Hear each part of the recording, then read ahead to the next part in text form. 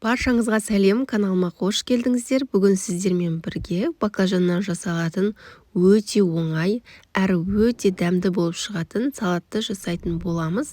Ең бірінші баклажандарды ұсақ бөлшектерге бөлмейміз, осылай ірі етіп 6 бөлікке бөлеміз. Егер баклажандарыңыз кішкене кішірек болса, дәл осы сияқты көлемде кесіп алсаңыздар болады.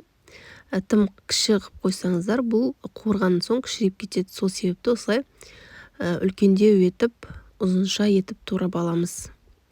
Барлығын турап болған соң, мен 2 дана баклажанды пайдаландым. Жаз болса жиі осы салатты жасаймын, өте дәмді болып шығады. Баклажанды ыдысымызға салып, үстіне тұз сеуіп, салқын суға салып, бетін жауып қоясыздар. 10 минут, 15 минутқа қалдырып қоямыз. Оған дейін біз қиярды барлығын турап дайындап аламыз.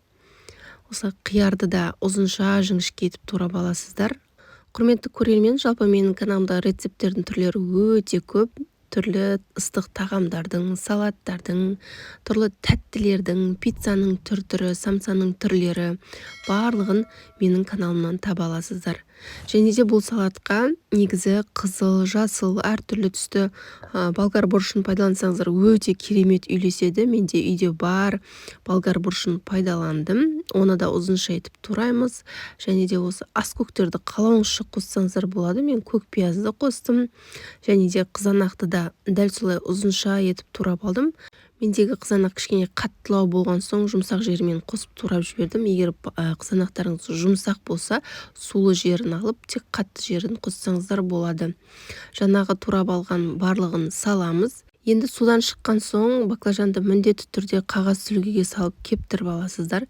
Кептіріп болған соң майға көп мөлшерде салмайсыздар.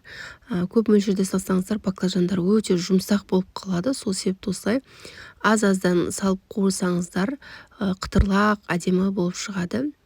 Баклажандарымызды осылай қызарғанға дейін жақсылап қуырып, оны сүзіп аласыздар да салаттың бетіне қосамыз.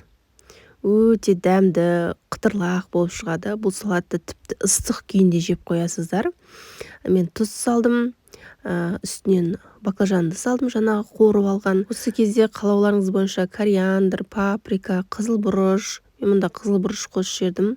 Дәміне қарай тұз, күнжіт және де сарымсақты қосып жіберсеңіздер болады. Мен сарымсақ түспей қалыпты, және де ыстық майды құйып, кішкене ыстық майды құйып араластырсаңыздар өте керемет ыстық салат болады. Бұл салат ыстық күйінде жерініп кетеді. Әсіресе баклажанды жақсы көретін жандар үшін өте керемет, тойымды, дәмді салаттардың бірі.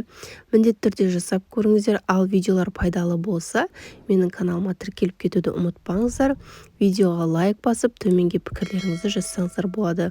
Кез келген сұрақтарды жаза беріңіздер, мен сіздерге міндетті түрде жауап беретін боламын. Назарларыңызға үлкен рахмет. Сіздермен болған ләззат.